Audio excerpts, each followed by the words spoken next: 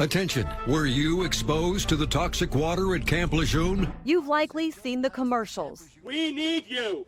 And may remember the contentious fight on Capitol Hill over passing a law which eventually gave veterans the right to be compensated if they were exposed to toxic chemicals while serving the country in Afghanistan, Iraq, and U.S. military bases like Camp Lejeune. This law is long overdue, but we finally got it done together.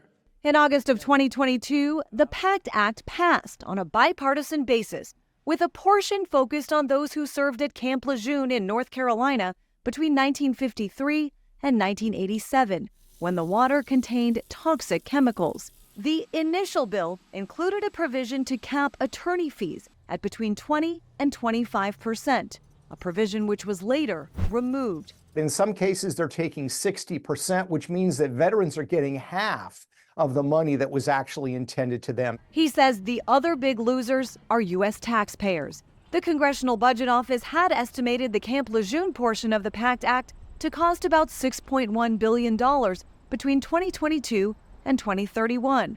But the Wall Street Journal reports the Navy expects 100,000 cases to be filed within the law's 2-year window, and the total cost could be hundreds of billions of dollars, a good chunk going straight into the pockets of trial attorneys. They've argued that sometimes higher contingency fees are necessary because of all the necessary legal work in the courtroom that's done by attorneys.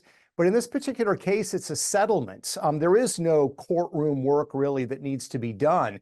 To fix this, the Department of Justice could intervene, or Congress could pass a new bill capping those attorneys' fees. Finally, veterans filing claims should make sure their attorneys are not charging more than 25%.